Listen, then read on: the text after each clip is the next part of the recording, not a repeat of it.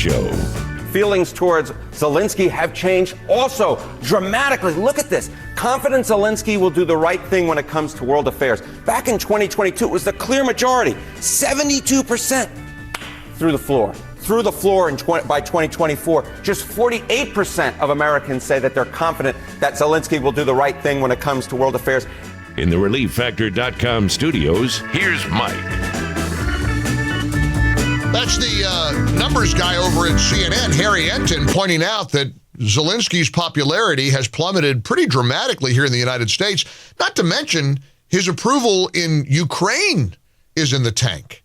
They don't like him. Yet, you know, the John Boltons and the Brian Kilmeades and the Karl Roves of the world, they sure like him. They see him as some kind of warrior and savior for the people of Ukraine.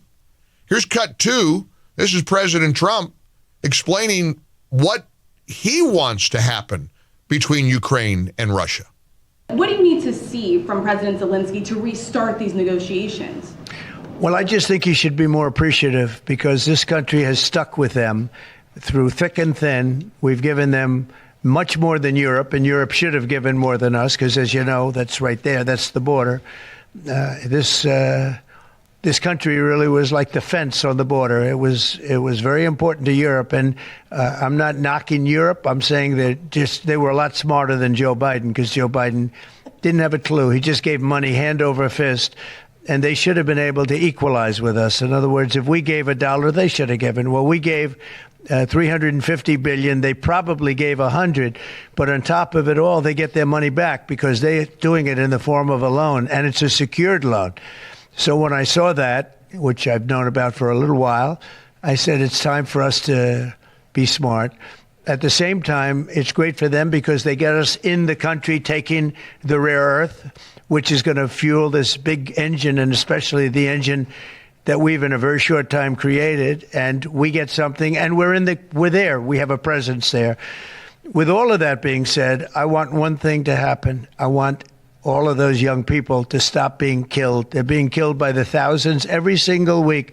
Last week, 2,700 were killed. 2,700 young, in this case, just about all young boys from Ukraine and from Russia.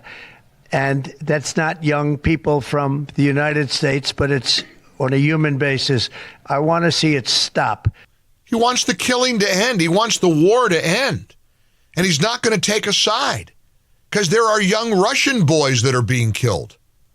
There are young Ukrainians being killed. It's a humanity issue. And you want to go down the rabbit hole of all rabbit holes, try to decide who's wearing the white hat and who's wearing the black hat. And then don't start looking at corruption in Ukraine. You know what I mean? Nobody is pure as the driven snow on this. And Trump just wants it to end. And I'm confident President Trump is going to help broker peace between these two nations. I feel very good about it. In fact, I feel good about just about everything. I can't think of anything right now. Here's some breaking news. Trump is going to end all federal funding for any college, school, or university that allows illegal protests. Agitators will be imprisoned or permanently sent back to the country from which they came, he said in a Truth Social post. American students will be permanently expelled or, depending on the crime, arrested. No masks. I mean, it's about time. Everything is changing at a rapid pace, and it's changing for the better. Border crossings dramatically down. Look, the tariffs is something that he strongly believes will turn this nation's economy around. Canada's griping about it. Mexico is whining about it. China's not happy about it. You either trust his instincts or you don't. And I truly know that the mood of this country is shifting. In fact, I know this audience's mood is shifting. Thanks to Barrett Media, they did a nice profile of our show. It appears this morning at barrettmedia.com. We also reposted it on X. If you follow me on X at Gallagher Show, really nice article by Garrett Seawright, one of their great writers over there at Barrett Media. They're doing great work. We're so blessed with so many kind of trade publications and online sites that do an incredible job. Of course, Talkers Magazine is the Bible of the talk media industry. Barrett Media is doing great work.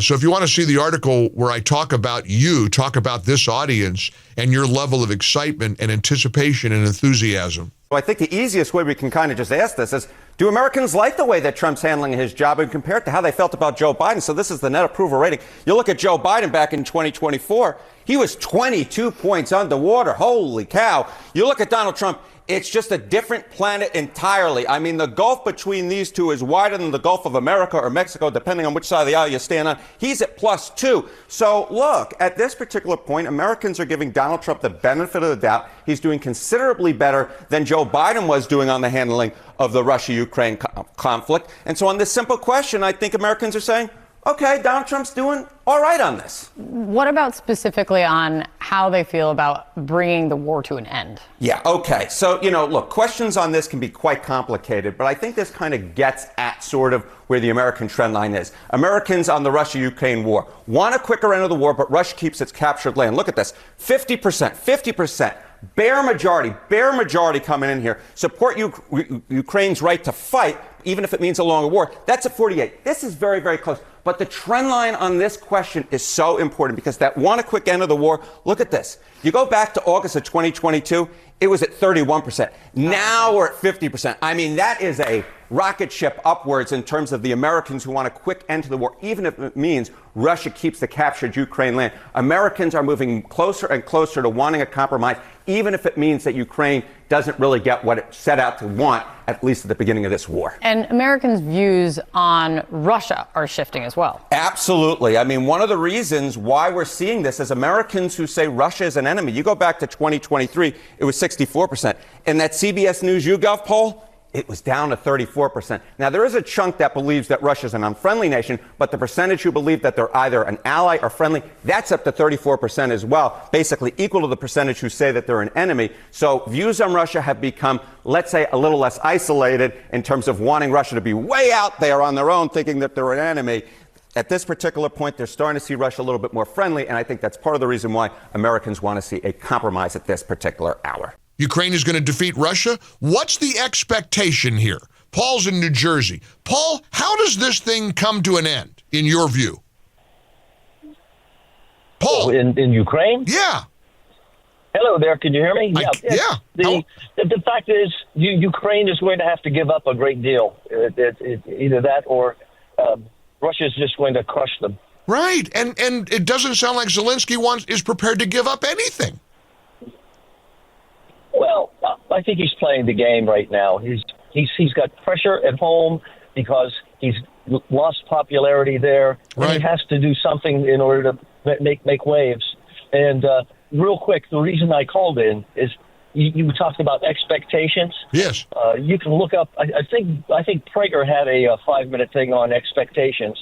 And if I remember correctly, and the way I live my life is, I really have no expectations. I work hard at that, and I deal with things as they come, and I make the most of them. I love that, and that's such a Prager-esque kind of thing, and a reminder that if you're missing Dennis as he's recovering, don't forget Pragertopia.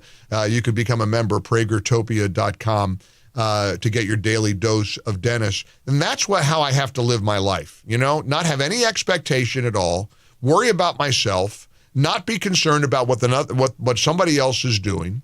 And I love that attitude. You're right. And as a lot of you have texted me a moment ago, I'm looking at the text line, you know who saw me open the door? God knows.